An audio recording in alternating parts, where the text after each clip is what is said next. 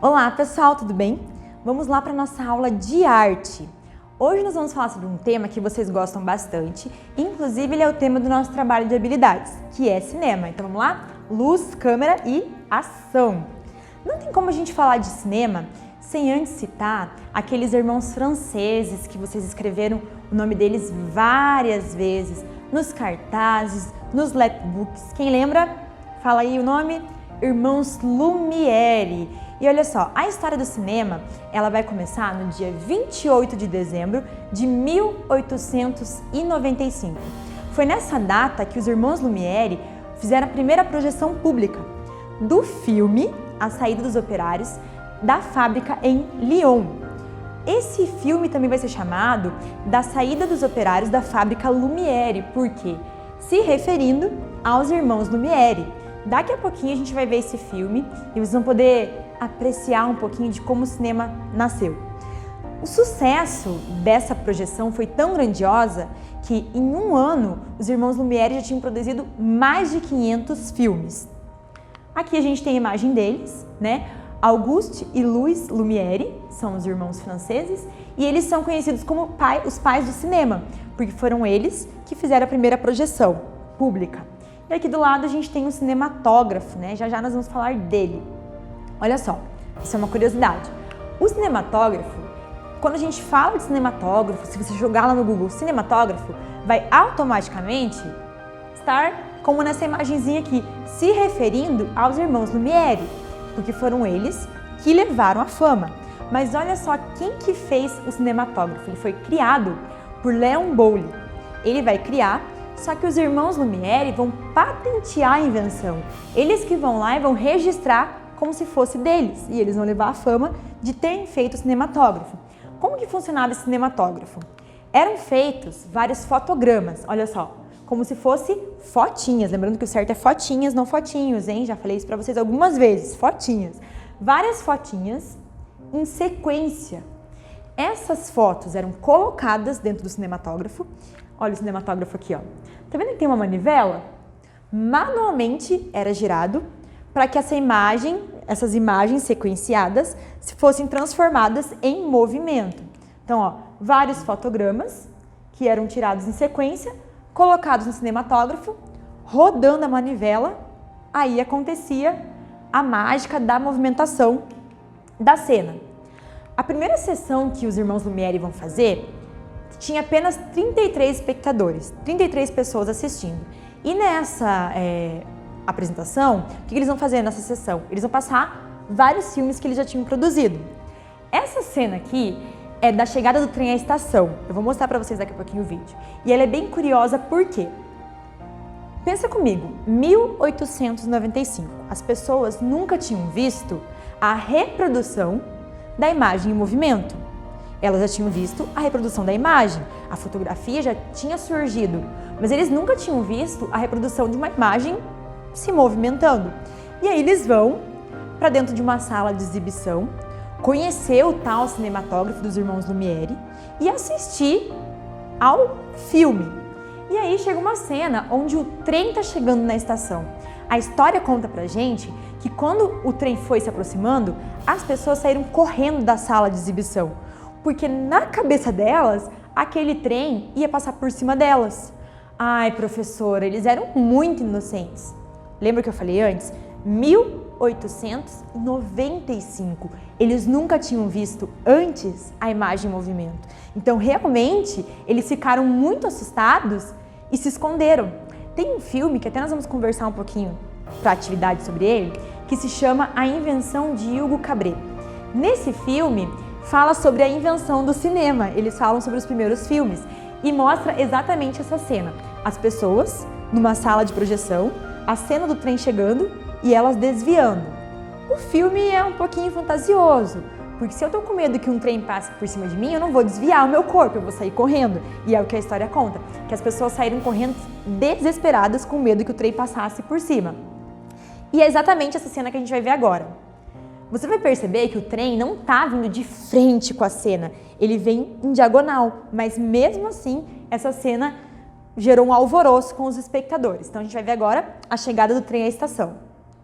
Percebam que não tem áudio, nós estamos falando ainda do início do cinema, então é o cinema mudo.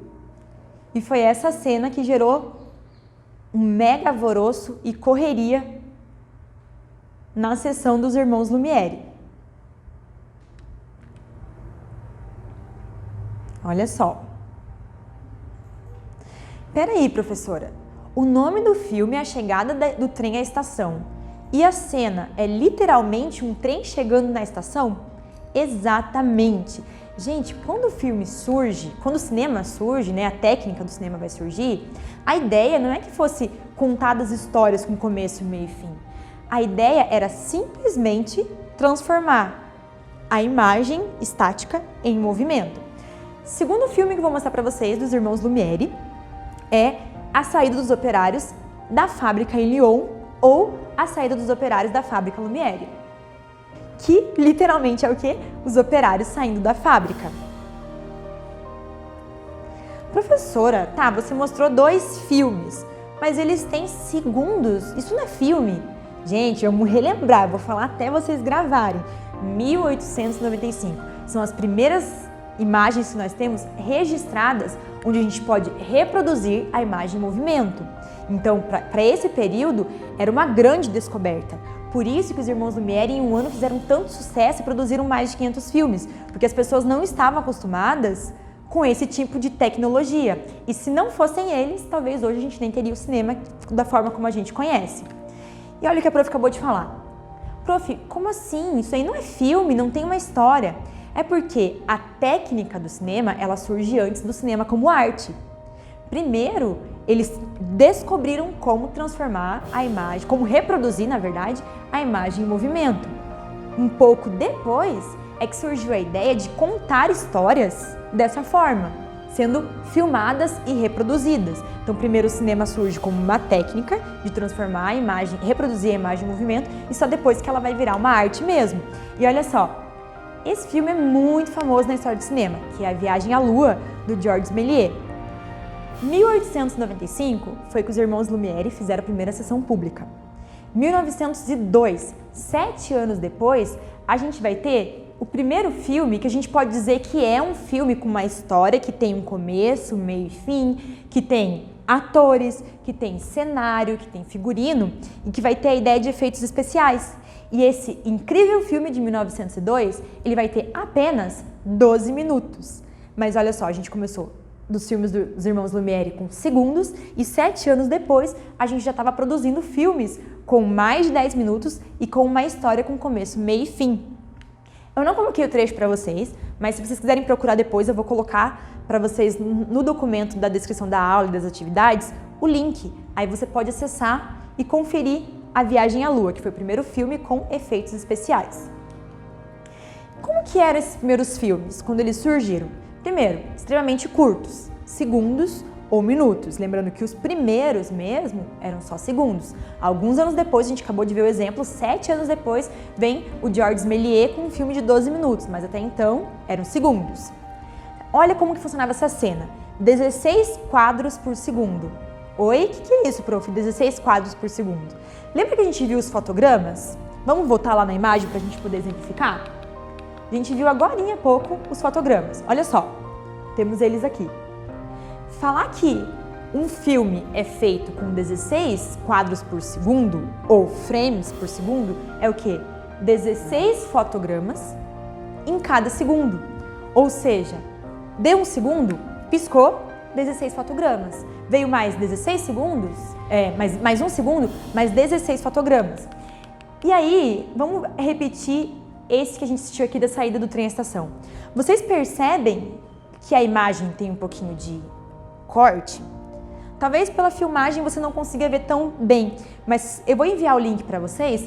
Olhem pelo link, abram no YouTube esse vídeo. Você vai perceber que a imagem parece que fica piscando. Por que essa imagem pisca tanto? Porque ela não é uma filmagem como nós temos hoje. São várias fotos sequenciadas que estão sendo passadas rapidamente. Por isso que pula. Mas 16 quadros por segundo. Isso, para a atualidade, é muito pouco. Aí, olha só, 1929, Alguns anos, né? Quase 35 anos depois que o cinema surgiu, eles começaram a fazer 24 quadros por segundo, ou seja, a cada segundo 24 fotos ou 24 fotogramas, né? Na ideia da animação que começa lá com Walt Disney, eram feitos desenhos. Se a gente fosse pensar nesses desenhos, seria o quê? 24 desenhos para produzir 1 segundo de imagem em movimento.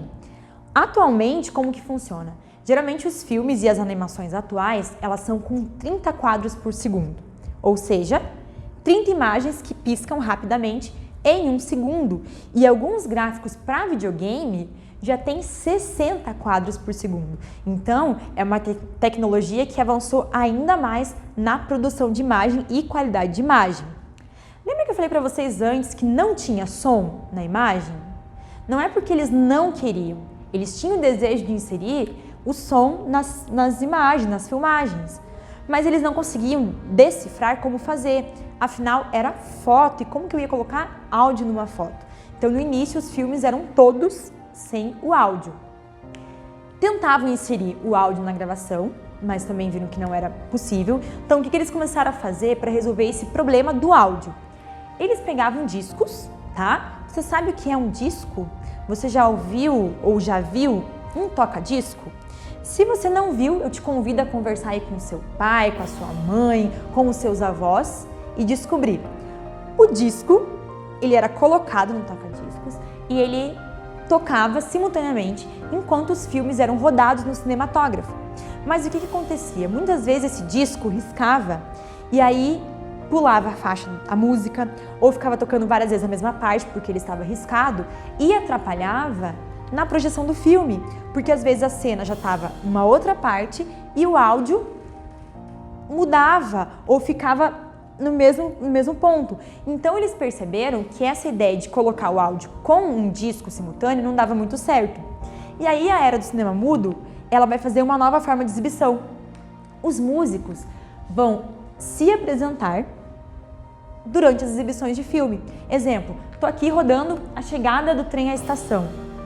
E no lugar onde eu vou exibir esse filme, onde eu vou estar com o meu cinematógrafo, eu vou ter um pianista que vai ficar virado para a tela e enquanto as cenas passam, ele toca. Ou um violinista. Então eles vão começar a chamar os músicos para participarem dessa exibição. Às vezes as músicas já eram feitas antes da exibição e alguns artistas improvisavam enquanto assistiam às cenas. Com o passar dos anos, o que eles vão fazer? Eles vão inserir alguns ruídos e comentários nas projeções. E muitas vezes esses ruídos e comentários vão ser feitos ao vivo para o locutor. Por exemplo, tem a cena lá, aí o locutor fala, e aí ela ficou admirada, que é a sonoplastia que a gente tem hoje. Isso vai começar aqui na era do cinema mudo. E de repente veio um vento muito forte. Toda essa ideia de fazer uma sonoplastia para uma cena vai surgir na era do cinema mudo, por essa problemática deles não saberem como iam introduzir o áudio nas cenas. Olha só, nessa aula a gente falou um pouquinho sobre a origem do cinema, a gente falou sobre os irmãos Lumière, a gente falou sobre o cinematógrafo, que foi o aparelho que foi criado para rodar esses fotogramas, e a gente pôde ver também 2 filmes dos irmãos Lumière, que foram rodados em 1895, A Chegada do Trem à Estação e A Saída dos Operários da Fábrica Lumière.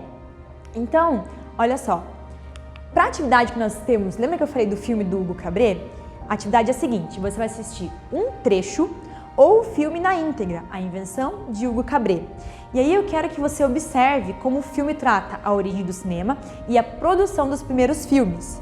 Você vai começar a anotar as curiosidades que você vê, tudo aquilo que você achar interessante sobre a origem do cinema. Depois que você escrever, você vai tirar fotos dos seus registros escritos e vai postar pra gente no Google Sala, ok?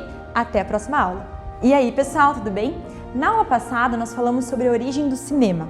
Nós falamos sobre os primeiros filmes, sobre os irmãos Lumière, sobre o cinematógrafo e hoje nós vamos falar sobre o cinema mudo. Nós vimos que o cinema ele começa em 1895 com a projeção pública dos irmãos Lumière.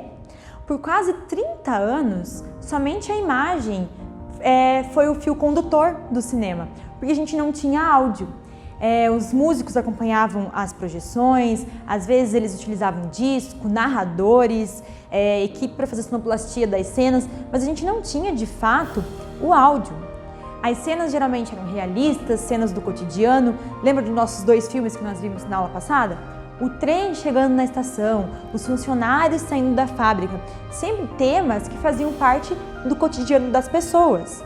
E as produções eram pequenas, elas iam de segundos até 5, 10 minutos. O preço do cinema também era um preço popular.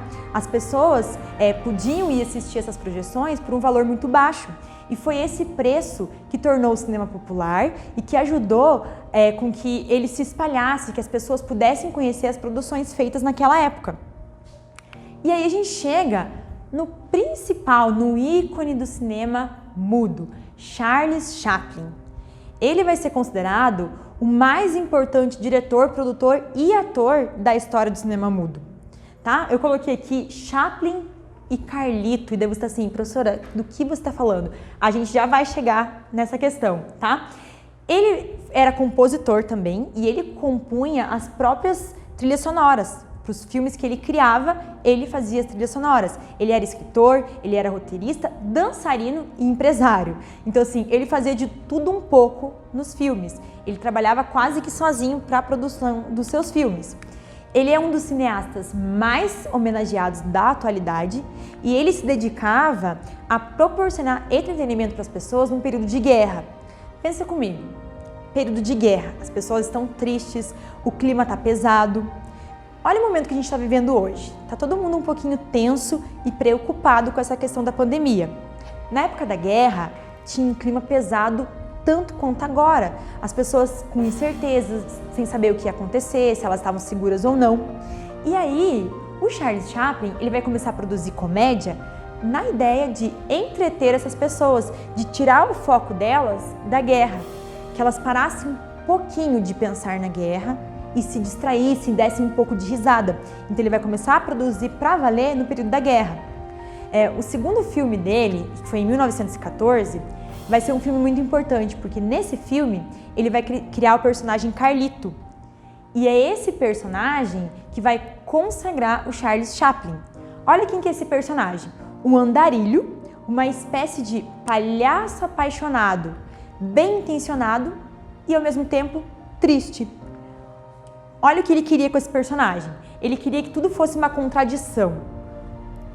A calça dele muito larga, o paletó justinho, o chapéu pequeno e os sapatos gigantescos. Você já tinha reparado o quão desproporcional é o figurino do Charles Chaplin? Olha só, o figurino do Carlito, né? O personagem do Charles Chaplin. Chapéu pequeno, paletó apertadinho, calça larga e um sapato gigantesco. Era a ideia que ele tinha para esse personagem, para ele parecer meio palhaço, meio trapalhão. E por causa desse personagem é que o Charles Chaplin vai ficar tão famoso. Essa é a cena do filme Vida de Cachorro, em 1918. Olha só, em 1914 ele cria esse personagem. A ideia central era apenas fazer um personagem para um único filme. Mas o personagem fica tão famoso que o Charles Chaplin começa a trazer esse personagem em todos os seus outros filmes. Vai ser o personagem mais importante dele. Olha só, Charles Chaplin foi um dos mais importantes atores e produtores da época do cinema mudo. E o personagem Carlito vai ser o personagem mais conhecido no mundo e na origem do cinema e principalmente na era do cinema mudo.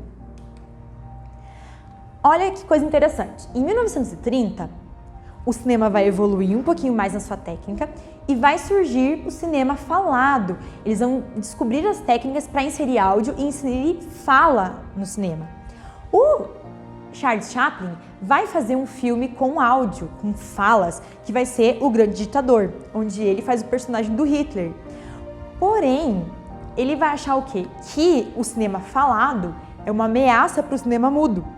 E ele depois dessa experiência com O Grande Ditador, ele vai optar por continuar no cinema mudo e não fazer mais nenhum tipo de produção falada.